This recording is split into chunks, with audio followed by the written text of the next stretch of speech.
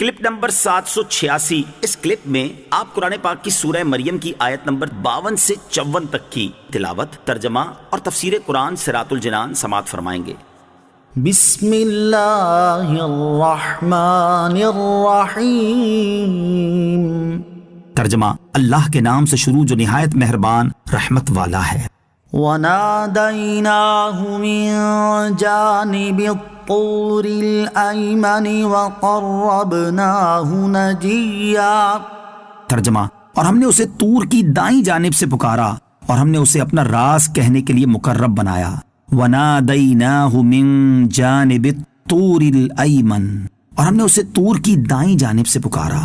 طور ایک پہاڑ کا نام ہے جو مصر اور مدین کے درمیان ہے۔ حضرت موسیٰ علیہ السلام کو مدین سے آتے ہوئے طور کی اس جانب سے جو حضرت موسیٰ علیہ السلام کی دائیں طرف تھی ایک درخت سے ندا دی گئی، یا موسیٰ انی انا اللہ رب العالمین۔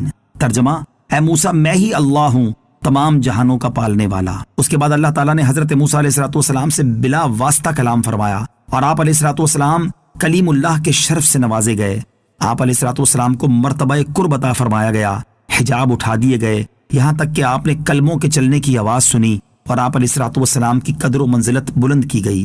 کلیم اور حبیب میں فرق، یہاں اللہ تعالیٰ کے کلیم حضرت موسیٰ علیہ السلام اور اللہ تعالیٰ کے حبیب علیہ السلام کے مقاموں مرتبے کا فرق ملاحظہ ہو کہ اللہ تعالیٰ نے حضرت موسیٰ علیہ السلام سے کوہ طور پر جو کلام فرمایا اسے اپنے حبیب علیہ السلام کے ذریعے سب پر ظاہر فرما دیا، لیکن اللہ تعالیٰ نے معراج کی رات لامقام اپنے حبیب علیہ السلام سے جو کلام فرمایا وہ کسی کو نہ بتایا، بلکہ یہ ارشاد فرما کر سب سے چھپا دیا کہ فَأَوْحَى إِلَىٰ عَبْدِهِ مَا أَوْحَى۔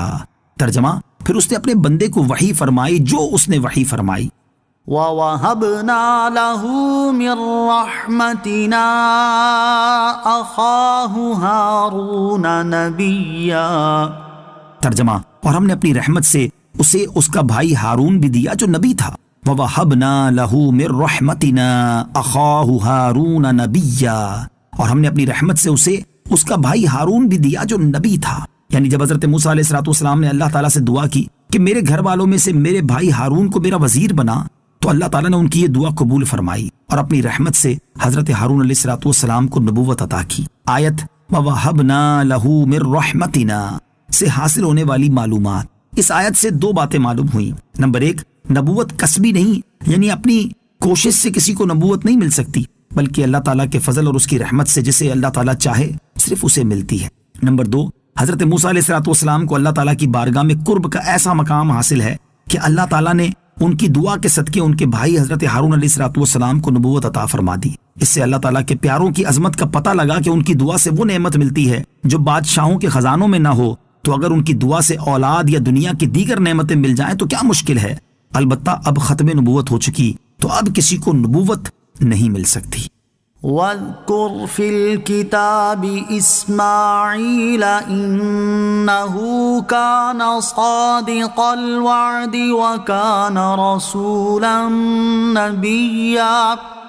ترجمہ، اور کتاب میں اسماعیل کو یاد کرو، بے شک وہ وعدے کا سچا تھا اور غیب کی خبریں دینے والا رسول تھا۔ وَاذْكُرْ فِي الْكِتَابِ إِسْمَاعِيلَ، اور کتاب میں اسماعیل کو یاد کرو۔ حضرت اسماعیل علیہ السلام حضرت ابراہیم علیہ السلام کے فرزند ہیں اور سید المرسلین علیہ السلام آپ علیہ السلام کی اولاد سے ہیں۔ اس آیت میں حضرت اسماعیل علیہ السلام کے دو وصف بیان کیے گئے۔